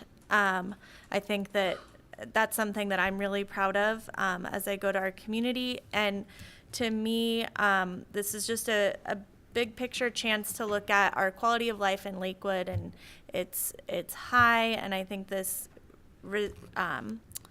reflects the biggest priorities in the community. And I am already very excited to get started working on the 2019 budget and some of the things that I would like to see in there as well. 2020. By 2019, I meant 2020. Thank you for that correction. All right. All right. Point of clarification. Do we have a motion on the floor? And a second, Councilor Vincent. Okay. Motion and a second to pass the budget. Please cast your votes. And congratulations, that passes 11 ayes, 0 nays. I want to echo the thanks to all of the management team and all the great city employees who made this, and to this council. For some, this was your very first budget, and you asked a lot of great questions and dug in to get you to this point. So that's fantastic. The clerk, please read item 11. Item 11, Ordinance 2018-20, authorizing contingent supplemental appropriations to the City of Lakewood 2018 fiscal year budget in the event ballot issue 2D is approved. All right, thank you. I'll now turn it over to Mr. Dorr. Thank you, Mayor, members of City Council. I don't have a presentation in PowerPoint, but I just wanted to speak to this ordinance very briefly and invite a motion and hopefully a second. But it was Council's direction on August 27th to set forth such an ordinance. At that time, Council adopted Resolution 2018-36 related to Election Matter 2D, which will occur on November 6th. And it was the Council's pleasure and direction at that time that it wanted to make contingent supplemental appropriations that would bind this council to appropriating funds for the purposes described in what is now 2D, and those are expenditures for acquisition of parks and open space, for police equipment and other assets, and for municipal infrastructure and transportation improvements. I described in more detail on September 17th what would be specifically set forth through that spending, and all of that is in the record of your council minutes. I described governmental accounting standards and the various proposals made by our police department, public works department, and then also related what would happen relative to acquisition of parks and open space. So this ordinance would only become in effect if 2D were voted. The majority were voting yes on 2D. These initiatives would become effective, and those various initiatives would be undertaken. So no new information, no change in direction, but if you notice in the ordinance, it's very specific and has all the typical, technical details that you would usually see related to a budget. So with that, I'll answer any questions you might have, Mayor and members of City Council, on this ordinance 2018-20. Thank you. I'd like to open the public hearing on ordinance 218-20. Nobody's indicated a desire to speak. Seeing none, I'll close public comment and ask for a motion. I move for the adoption of ordinance 2018-20 on second and final reading. I second. All right, motion second, discussion. Councilor Harrison. Thank you. Mr. Dorr, would you clarify for the public that's watching this, why are we looking at this particular ordinance prior to the election? It seems like from a public perspective that they would rather us do this after the election is held and we know what the outcome is. Why are we doing it ahead of time instead of after the election? Thank you. Well, no solution is perfect. Clearly, there's more than one way to do these things, but it was the council's direction that this would be a very clear communication to the public in advance of their vote. Our citizens in Lakewood and across Colorado have their ballots in hand. Many of them have been cast already. I do notice that the clerk's office and at our ballot box here at Civic Center that people are casting their votes. But the purpose of the ordinance and the prior resolution was to really make clear to the public and council, if council votes in favor of this ordinance, we'll be bound by that ordinance, and those expenditures will be made in that manner, and the budget will be presented somewhat separately, or there will be a set of accounts that are separate, and I'll be able to report on those to you, council, and to the members of the public on how the funds are spent in the future related to that. So that was the purpose. That's the intention of council in approving such an ordinance. And I put that in Ward 5 language. Please. We want to make sure that the public understands exactly what the money would be spent for, and we're doing it ahead of the vote rather than after the vote, so there can't be any wavering on that. Thank you. Mm-hmm. Councilor Gutwein? I just had one quick question, and I apologize because I didn't catch this earlier. On page 2 that shows the all fund summary split for the, if you will, the Tabor revenues. We have for open space $8.5 million. And my question is, I think that our ballot language said open space and parkland acquisition. And so I just wanted to make sure, and I don't know if this, but that this designation aligns with that language, that it could be used for parkland or open space acquisition. Okay, great. Yeah, thank you for the question. And Councilor Gutwein is referring to page 2 of the ordinance, which is a somewhat of a grid, a column that has numbers, and at the top it reads all funds summary. I'm looking at that now. And the first column has the word funds, and that's that jargon that I referred to earlier tonight. So the first line of the fund, it reads general fund, and that's where the refund is currently sitting, and then it would be distributed across the special revenue funds, $8.5 million. And the city has an open space fund for those purposes. And then in our capital projects funds, we have a couple things: capital improvement, equipment replacement, and then way down at the bottom, internal service funds, self-insurance. And that really connects all the accounting. And so the $8.5 million will be transferred as a source to the city's open space fund, and then restricted for those things that you just described. So this is a bit of an accountant's ledger, really, on where the money will go and where it will sit. But as you can see in the right-hand column, there is no use out of the open space fund just yet, because no parkland or open space acquisition have been identified. So thank you for bearing with me in that accountant's Thank you for description. successfully dumbing it down yet again. So thank Very well. Thank you. Councilor Vincent? Have to dummy it down one more time, okay? So, because the question has been asked out there, it can be for parkland and open space, but on here on the budget, it just shows open space, which will be both of those. So in essence, it does match what the ballot language is. Correct. Okay, thank you. Mm-hmm. Okay, we have a motion and a second. Any more questions? Seeing none, please cast your votes on 2018-20. And that passes 11 ayes, 0 nays. So we will move into general business, and we have a discussion, and I'll turn over to Councilor Franks. Great.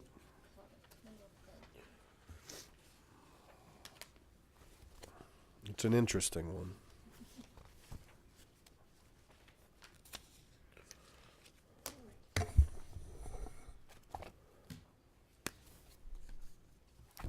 Thanks, Mayor Paul. I guess to first tee this up, just to make sure that the public is aware that not too long ago we instituted kind of a way in which council members can propose items to get onto the agenda. And so I, through that system, did a city council agenda request for consideration.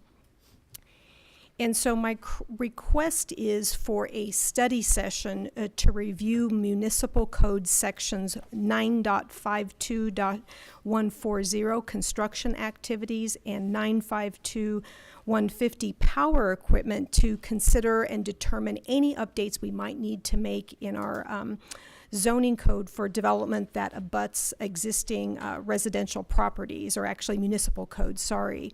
And so this request is in the packet, and what I did want to let council know is that while I had referenced a section on reaching out for section 1785.2, there's also section 952.130 for truck reloading.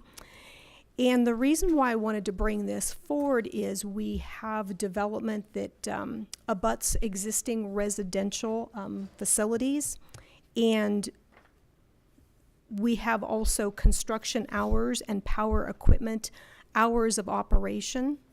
And I see a lot of folks moving through. Is this kind of what we were planning on me doing? Yeah, no, you're fine. I just thought we were talking about pigeons.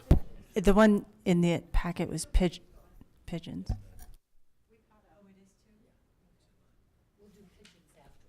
That's why I said it was interesting. Oh, I didn't see. Yes, and so I was planning, I submitted the one first, so I was dealing with the one that I submitted first, but sorry. So I will keep going on this one, and didn't see the other one in there. So basically what I'm requesting is that we have a review for a study session for these items to determine if we want to make changes to the construction activities, hours of operation that are allowed, to power equipment operation, and to truck loading and unloading and safety, as well as deal with dust, noxious emissions, construction, traffic flow, and scope of permitted uses for the right-of-way. So it's kind of a larger topic. That's why I think a study session is needed, but because development is one of the larger concerns in our area, and also we have more development that now is taking place abutting residential neighborhoods, I think it's appropriate to look at that at this time. So I'm hoping that you will support moving this forward to a study session. Okay, just clarification. I can't find it in my packet, but what is the time frame and how does that match up on the dashboard? As far as the time frame on of what we have, where does it fit in on the with everything else? And while we're doing that, Councilor Abel. Just wanted to make sure when you say truck loading and unloading, you're talking about setup of all kinds for a construction site.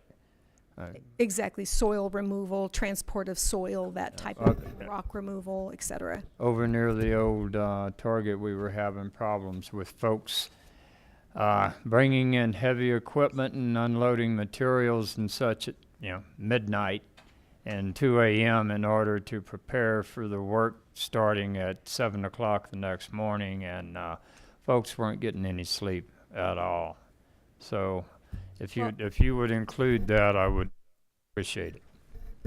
And again, I think that all can be brought out during the study session. I think it's also important to understand that we'd probably need to look at what are the permitted exceptions and what is that exception process. Things happen. So, but I just think this is kind of ripe for a study session. And on the preferred time frame, the reason why I put October, November is I thought that was the time frame to get it in front of these guys for consideration. Certainly not the time frame I'm expecting it to be done.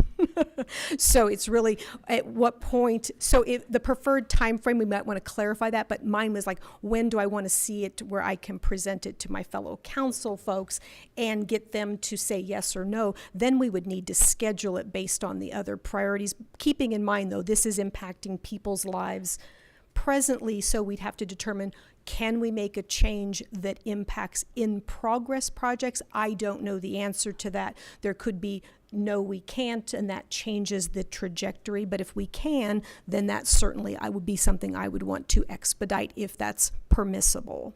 So, Councillor Skilling?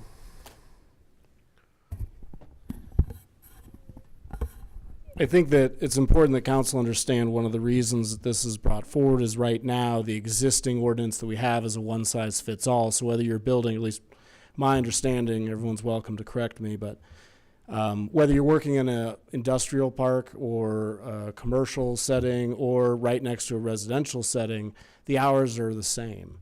So you can be up there really early in the morning, working really late at night, Sunday through Sunday. No breaks in between. So this is not something that's intended to necessarily adjust if you're building in a commercial setting where you're not going to be affecting the neighbors, but there needs to be something that addresses what happens when you're building feet away from a residence and all they want to do is go out back and have a barbecue without dirt flying in their faces for God knows how long. And these people are having to deal with it, not just in my neck of the woods, but everyone's probably got some example of getting complaints about construction. So it's imperative that we look at it, especially from a residential. And under that limited scope, I know everyone is nodding in agreement that we're not in a hurry, but I'll do my usual thing and stump for quicker the better, because there are a lot of people being impacted on a daily basis. And I actually think we could do a couple different things. You could have a study session, because I know it probably hasn't been updated in a number of years, that could look at more of a holistic approach, not just the residential abutting, commercial abutting, but maybe there's a stopgap in between now and then. There's a lot of building going on in the city. Simple changes could make a huge difference for these people. Changes like just saying instead of 6 to 9 or whatever it is right now, we say 7 to 6, 7 to 7, something, and no Sundays. I'm good with that. There's a stopgap that we can all do without doing a study session. Do the study session later on to look at some other changes, but just something that we're not waiting until a year from now till we get around to it. So simple changes, just throwing it out there as a suggestion, because all we're doing is talking now anyway. So. Okay. Councilor Harrison. I think I understand that all of the neighborhoods are under stress from this, but this feels like what I remember is on our agenda. We have such a long agenda. Could we make this maybe a workshop item rather than a study session item? Have it, maybe roll it in with the retreat or something like that, where we could talk about that particular item and not take study session time away right away.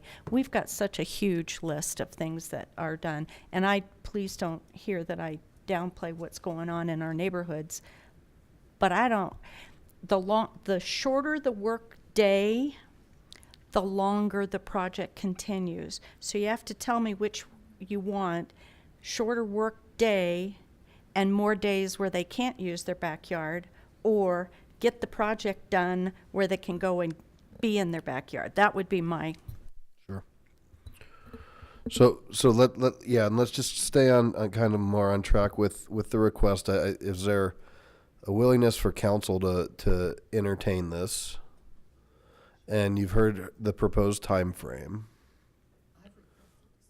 Yeah, I'm just trying to get somewhat of a summary of where we're at. I don't want to go, I don't want to have a de facto study session tonight on this subject. So are you calling for a study session or a workshop? That makes a difference. Certainly, and I'm just trying to get to some sort of summary before we continue down a road that could keep us here on this subject for another hour. Alvin, can I weigh in? Just one second. Councilor Vincent. Yes, I just want to say that this is something I would support, whether it's a workshop or whether it's a study session. It is so important what's going on. And after hearing light rail being constructed and noise and pollution and people who weren't outside of their house for literally 2 years, we need to do something, and I would look at that. So I would support that, Barb. Councilor Franks.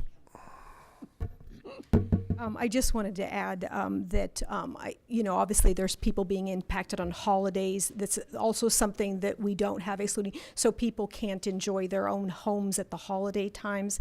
I also think that it is not either that you let them work longer or that you have a longer project. As a project manager, there's all kinds of resource leveling, fast tracking. There's umpteen techniques. We don't need to get into the weeds tonight, but it's not an either or. I mean, I can move a project along faster in a variety of different ways. So I don't want to get locked into that. I think a study session's important, and we could just call it both, study session / workshop, but we don't know what we don't know. We don't know why they ended up in this way. We don't know why they didn't exclude weekends, why they didn't exclude holidays. I'd like a little historical perspective if there is one, because there may be things that we don't know that we need to know before we start crafting changes. Councilor Abel. I've been to workshops, I've been to study sessions, and they both seem to last the same length of time to me, which is sometimes forever. But workshops just spin in our wheels. Let's have a study session and discuss it and let the community come and tell us what they want, and let's take care of business as soon as possible. Councilor Johnson. Thank you. You've all echoed pretty much everything I was going to say. I support a study session, and the sooner the better. And also, you're adding the holidays. I think that's important as well. Thank you. Mayor Pro Tem Roybal. Thank you. Councilor Johnson pretty much said it, what I was about to say, and she said it the best. So, ditto. Councilor Gutwein.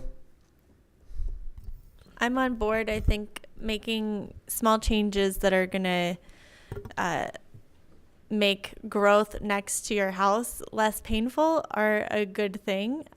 So I support doing this. Thank you for raising the issue. So we certainly have consensus, Councilor Bita. Yeah, just okay. Okay. So I certainly understand the sooner the better.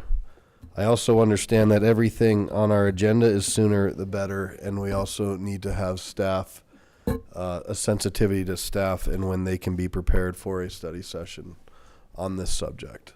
So I think that it's worth you exploring that and trying to figure that out. I mean, I know you have this in front, but... And that's what we'll do. As it relates to the dashboard, this would be just an added study session. I think we all agree to that. And I would be remiss if I didn't go back and visit with staff, and because I think there's an important educational component here in terms of what's allowed, why is it allowed, and what's our history. So we're certainly will do whatever you ask, and I'll schedule it. I'll make sure we schedule it as soon as possible, if that's fair. All right. Thank you, Ms. Hodson. And so that'll be, just to be clear, that'll be, you gathering that information, and when you can fit that in, you'll get it on. Clear? Cool? Yes. Thank you.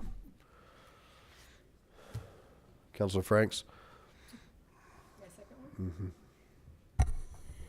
All right, so I am not prepared for this one, and I finally figured out why. We had on lakewood.org, we had item 12 discussion, topic for upcoming agenda. I looked at that attachment, which just had the one page. It did not have the pigeons, so that's why I'm like, what are you all fussing with the papers for? So I apologize, but I looked at only the link and did not look at the other part of the packet once I saw that. So now I will get ready to talk about this second one. Got to get to the page. Yep, I'm almost there. I know it feels like an eternity, but here I go. So the second request for consideration is, and I'm going to need to apologize to the two citizens that I spoke to and said it was not on the agenda tonight. I will certainly call them and let them know it was. But what I'm asking for is a request to consider amending the zoning code regarding urban agriculture to allow fancy breed pigeons, and yes, there are categories of pigeons, fancy breed pigeons in R16 and R2 zone districts. And the whole history and background is there. And what I've done is I've kind of recommended what maybe some reasonable changes, considering that we already allow someone in those zone districts to have 6 hens only, no roosters. And so I've proposed a mix, but really this has to go before the Planning Commission. It has to go through a process. And so these are just some recommendations. I'm not saying this is where we need to land. And I would certainly be remiss if I didn't say there are folks for whom they don't want to see pigeons be allowed in these 2 zone districts. So the other side of that, we do allow them in R19, but we don't allow them in the smaller ones. But I think this is ripe for a discussion. Other municipalities, one municipality allows up to 100. I've put 12 as kind of a starting point for the discussion.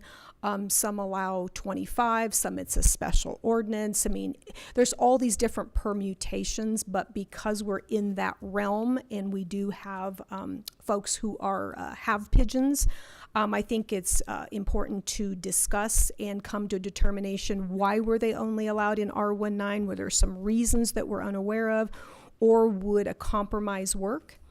It is important that I want my fellow counselors to know that there are some folks who have concerns about the feeding of chickens and any kind of bird outside that can attract rodents. So I'm not saying that that there aren't some concerns that need to be worked through, but as a farm girl myself, knowing difference between 6 chickens to me and 12 pigeons is the same. They each require the same type of feeding, and if you're taking good care of them, you're not going to have problems. Anyone who's not taking care of the 6 chickens is going to end up with the same problem as the person not taking care of 12 pigeons. But this is really a starting point for discussions once it goes through the Planning Commission, if you all agree that it's something we want to let them tee up on their schedule. Yes. Councilor Gutwein? I guess that was my question, and I think it was just answered. So this would, because I know that one of the last few years we had an update involving, I think, chickens and the size of their coop from the, I'm sorry. I didn't drink coffee tonight.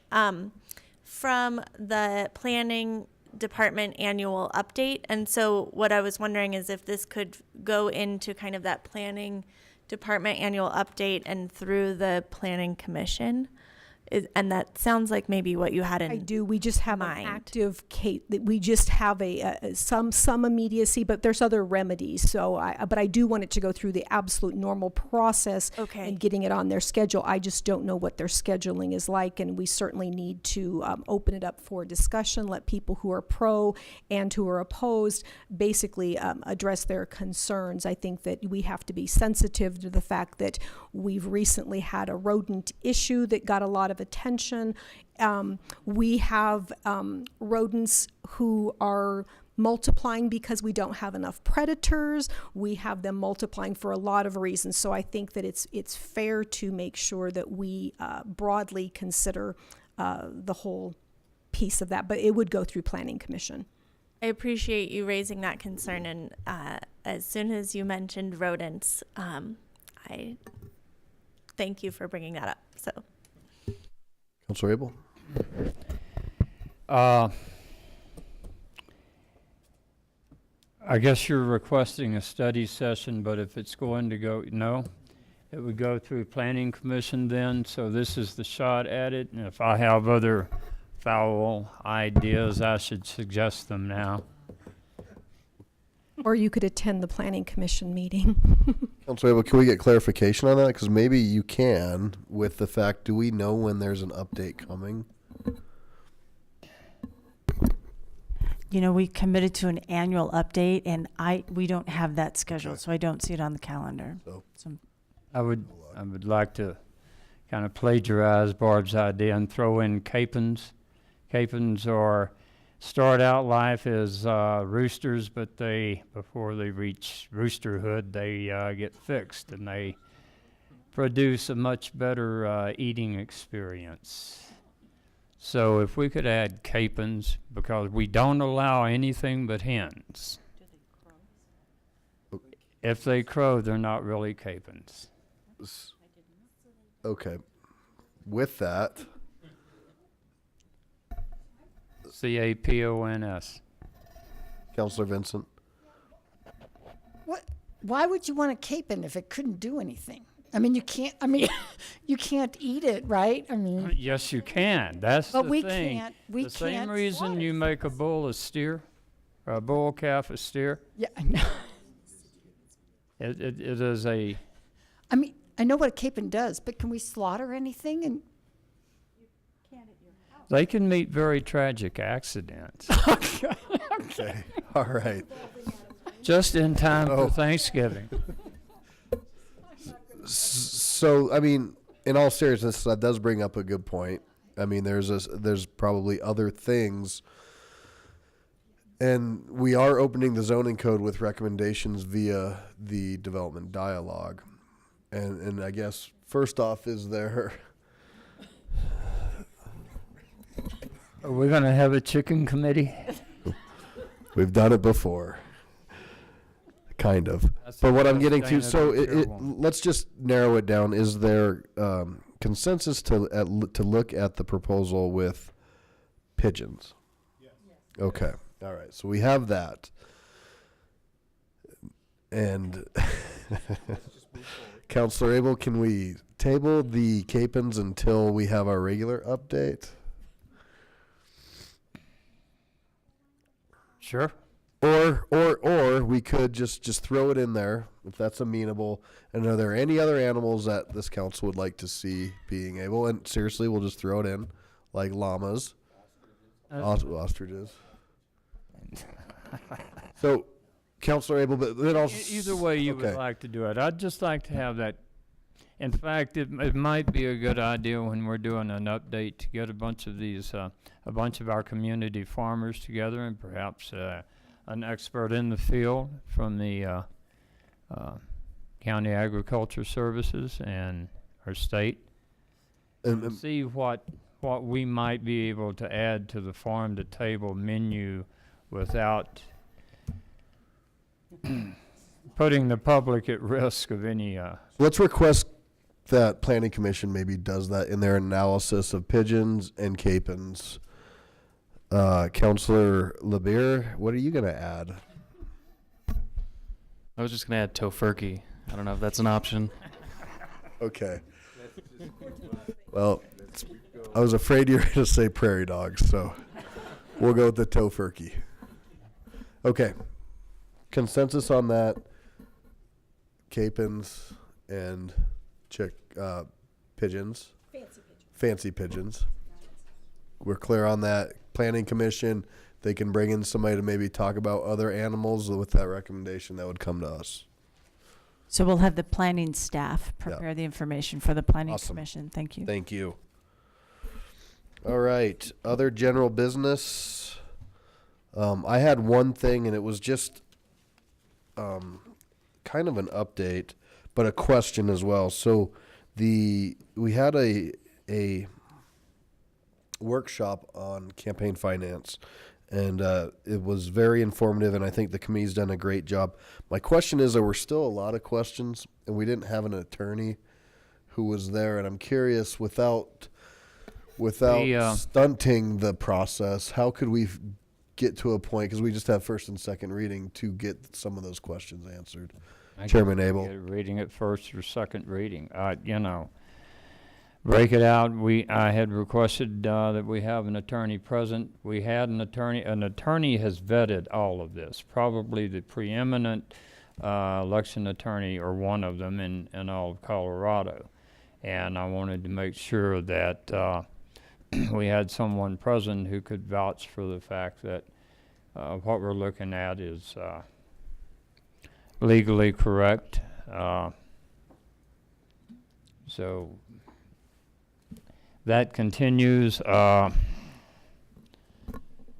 We run into kind of a logistics thing, because we have folks that, if not now, soon will be raising money for upcoming elections, and they'll be doing it under old rules, and most of the folks who are going to challenge will be announcing later, and they'll be operating under the new rules. And if we don't provide some kind of catch-up mechanism, then that will be some unfair advantage, and that we don't want any of this to be unfair or discourage anyone who wants to run. So I believe I'd asked Ms. Greer about the possibilities. Can you address that? I actually talked to Mark Gruskin, the legal advisor, today, and we're setting up a phone conversation with him on Thursday to answer some of those questions. But I would just offer that if City Council has questions about it that may be legal or not, to go ahead and send those to me. And the ones that are legal, I'll run by Mark Gruskin, and those that are other, I'll run by Councilman Abel and the committee to explain. Does that make sense? It does, but my concern is that's kind of done out of the public view. When we have, as we did the other night, a discussion of it of all of council or our committee meetings, the public's been invited, the public's been welcome to comment, and by doing it that way, I don't know, it just runs against my grain, but I'm one of 11. Ms. Hodson. Maybe I can add to this conversation. So the second reading is scheduled for December 10th. So if we could get those questions in advance, it'll help direct that conversation, and we can expect to have a robust conversation on December 10th. As it stands, it's a pretty light agenda, so we can afford to, from a time perspective, we can afford to have a thorough conversation on the 10th. So it's always really helpful, again, to have questions in advance, certainly for Mr. Gruskin, but also just as relates to the pending ordinance itself, so that we're really, really fine-tuned in terms of that conversation. If I may, Mayor, Please. there is, we can talk with each other two at a time, one-on-one, and each of us have ward mates that are on the campaign finance committee, and I would encourage everyone to first ask their ward mate just what we were thinking when we came up with that idea. So if you have questions, you can talk to the ward mate, you can talk to me, but with anything of substance, I'd just rather have it in a public forum. And my point is to bring it up was there were some questions, unfortunately, that weren't able, and it's a lot of stuff, and so I didn't want to get to second reading and have us trying to, amend or do different things or answer that, because it's actually, unless I'm looking at a different night, it's a busy night. It's short-term rentals and non-cigarette tobacco retailers and Neither of those campaign is finance. controversial. Right. So it'll be a quick night, but am I looking at that wrong on December 10th? We But- have changed short-term rentals, and the, I believe, Perfect. non-cigarette tobacco will be in January now. Perfect. Making room for this one. So that'll allow for plenty of conversation. Perfect. And so if council can't independently get what they need, then we can be ready that evening. Good. For a robust conversation, we'll make sure to keep Perfect. that evening pretty light to accommodate a good conversation. Thank you. Thank you. Anything else under general business? Okay. Council reports, and just a quick reminder, we have one more meeting tonight, so we'll be really quick. Sister Cities had a nice banquet. The kids from Sutherland Shire were here again, and so we had a great opportunity to have dinner with them and some of the American children who are going pretty soon to go do their 6-month tour. Ballots are out. Vote early, get them in. People will quit calling you. Start at the bottom, work your way up, and a lot to take in. And then we heard tonight, and it's something that this council hears a lot about, the way people drive. Slow down. Give people a break out there. It is actually really bad. It's noticeable, and it's dangerous. So that's all I have for my reports. Mayor Pro Tem? Thank you, Mayor. I just want to re-echo that. In off of Alameda between Wadsworth and Pierce, within a 1 week period, we had 4 accidents there. And they were pretty devastating. So please, please, please, I ask everybody, patience, take your time. Thank you. Counselor Johnson? No report. Counselor Vincent? Just a quick comment. We talked about Sears and Sears closing, and to my knowledge, we're scraping the only Sears kit house that's in Lakewood. So there'll be no connection to Sears at all. We had one, and it's going to be gone. Counselor Bida? No report, but I think we do still have some unfinished business with regard to the proclamation. So I wanted to remind you of that. Go ahead. Pardon me? Go ahead. Are you calling that up now? Okay, because For- you had said there were people that had other comments on it. Well, oh no, I'm sorry. Nobody wanted to speak anymore at general business. That's what Okay. I was offering that as. Well, I didn't know that's where you wanted it. Okay. Well, just getting back to that then, so let me just speak a little bit to it. Mayor, you said, well, this is a proclamation, and I don't know what that means in terms of anybody's authority and how it's any different than a resolution or anything else. I did take the liberty to go back and look at our charter. 7.1 talks about acts by council, and there's only 2 ways to do it, either by an ordinance or resolution. That's Charter 7.1. Talks about 2.3, the authority of the mayor. It doesn't talk anything about a proclamation, having the mayor have the authority to do a proclamation. I looked at our policies and procedures manual, 1.1 and 5.14, and those cover resolutions and authorities of the officers. And again, there's nothing in there. There's no mention of a proclamation. Nothing in the ordinances in terms that I could find in terms of a proclamation. Now, maybe you know something that I don't. That pretty well exhausts my research, but if there's some history or something I should know about, you might want to explain it to me. But I have a problem because this document says that it's the representing this board, a decision by this board, and I've never voted on it. I don't remember ever voting on it or discussing it, and it certainly does not represent my view on this. Duly noted.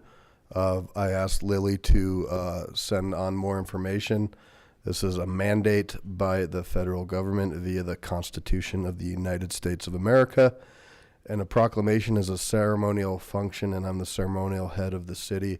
Had I known that it was going to cause heartburn, I would have, I don't even know. Honestly, I'm kind of taken aback. It's a proclamation. The census is critically important to the city of Lakewood and all of our funding. So to politicize it, I don't quite understand. I'm just being honest with you. Can I respond? Certainly. No, I'm not politicizing at all. I think that's what this does, though. I have no problem with the concept of supporting the United States Census, which is provided for under the United States Constitution. I have no problem with that. What I have a problem with is us as a council supporting a executive order by the governor. And we've never been asked about it. I've never even seen the executive order. None, as far as I know, I don't know anybody has. I don't know what that thing looks like, and we've never voted on it. We've never discussed it, and so I find it objectionable, and I think this thing should be withdrawn. If we want to redo this in terms of a resolution of this board that says we fully support a fair and complete census in the 2020, I'm fine with that. I'm not sure why we're doing it now. It seems awfully premature since we got 14 months before that's even going to start. So it seems to me it would be more appropriate to talk about that as we get closer to it and determine if there are really any issues on it at this point. I haven't heard that there are any issues about how the census is being done. So I think it should be withdrawn and it should go through the proper procedure if we're going to do something like this, and I don't think it's been done. So the reason why believe it or not, it is taking off. The office is open in the city of Lakewood. They're actively hiring. They're looking for committees. They're looking for co-chairs. You just don't start 2020 and then say we're going to start this. It starts now. So that's why. And again, it's already been issued as a proclamation. Councillor Franks? I just wanted to add, my understanding is, based on the past ones that I've seen, is the goal is to create an awareness for an event or an awareness of something happening. I certainly did not see this at all partisan. I see this as, in order for the citizens of Colorado and certainly the citizens of Lakewood to ensure that we get as many dollars that we're due, it's important to count folks. But my understanding, and maybe that's different than others, is these proclamations create an awareness maybe of suicide prevention or of other types of things to, we're on camera and we're hoping a ton of people watch, although don't know how many. And but the whole goal is to make sure our community's aware of these things. There's also an employment opportunity, and we know that there's folks out there that need employment, and there's, so I guess my understanding, I hope it's not different from too many folks up here, it's really more to create an awareness. And I certainly would push back if I saw something being partisan in a way that I was uncomfortable with, but I didn't see it in this case, and I appreciate Councillor Beta's perspective, but on this one it's really to create that awareness, let people know, be sure to fill this out, respond, make sure everybody in your household is counted, because it matters to the services we can provide to our citizens. So that's just my take, and I certainly wanted to share that with folks. Councillor Johnson? Thank you, Mayor. I just have a question. Is this language that is in this proclamation, will all cities be voting on the exact same language? Do you know? And I guess I'm assuming all cities will be voting on this? So first off, it's just a proclamation. It's Right. not a resolution. It's a ceremonial acknowledgement that the 2020 census is kicking off, and that there's a lot of opportunity for the city of Lakewood not only to have a complete count, but because there's jobs attached to this within the city of Lakewood. And again, there's a whole protocol. Now, I was not mayor in 2010, but the city staff does, engage in this. There's a lot to the census than just the federal government's engagement. And so I'm not sure. Margie and her staff work on proclamations, and sometimes there's language that's adopted, reused, changed for the city of Lakewood. It just varies. So there's the potential that not every city will have the very same language? Correct. Okay. I did receive a phone call today regarding this, and the concern was that it was signed prior to the vote. I am just giving that input to you. Okay. Well, just to remind council that there was not a vote. So it's just like any other proclamation that we've issued. So Councillor Gutwein, and then I want to move on with reports, please. Well, I have no report, so I'll save time there. I just wanted to echo Councillor Franks, and that is also my understanding that these are just awareness opportunities, and that I respect that we shouldn't be partisan as a nonpartisan body. And for me, the only thing in here is a mention of Colorado's governor and his name. And so, for me, that's not a partisan issue. This is important for the city of Lakewood. And then just as a heads up to anyone, if there are ever issues with proclamation language, I think that we could probably flag Mayor Paul or staff and request minor changes if it would make people more comfortable. So thank you. Also, Franks, do you have a report? Mayor Pro Tem, no. Councillor Abel? No report. Councillor LeBear? Thank you, Mayor. I'm having Councilor Vincent and I are having a special ward meeting tomorrow, 6 p.m. to 7:30 p.m. to discuss ballot initiatives. It'll be at 40 West Arts, 1560 Teller Street. We're going to have a great nonpartisan, nonprofit group that's going to be giving out handouts, doing a video, and having other materials regarding all the ballot issues, which I can assure you are helpful because I did mine last night and it took me a lot of time. But anyway, thanks. Okay, thank you. Ms. Greer, anything? Mr. Cox, Ms. Hodson. Can I'd like to just add one thing, and that is I had the opportunity to spend half a day with our CAT team this last week, and you have a lot to be proud of with these men and women. I got to meet some of our disadvantaged population, and it was quite an experience. And like I said, I have great pride of our police department as well as our CAT team. They do amazing work. Thank you. Thank you. Well, I'd like to adjourn the regular city council meeting at 9:10 and call to order the Lakewood Reinvestment Authority special meeting in Lakewood, Colorado on October 22nd, 2018 at 8 p.m. No, at 9:10 p.m. Close. Will the clerk please call the roll? Paul? Here. Johnson? Here. Vincent? Here. Vita?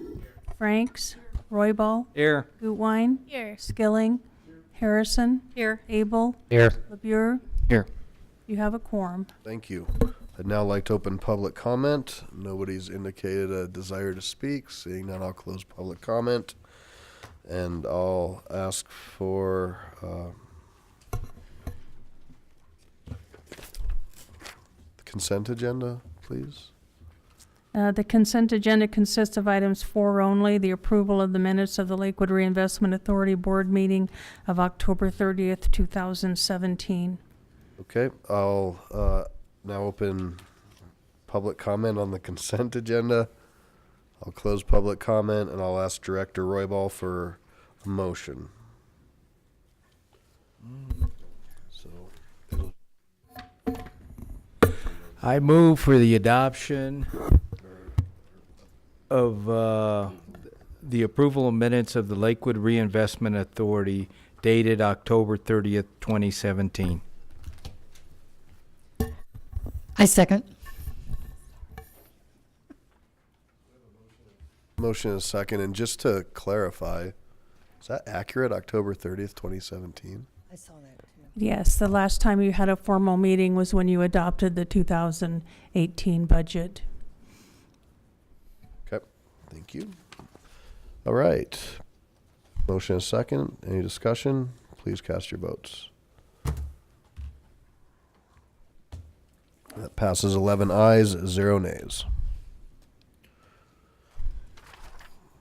Clerk, please read item 5.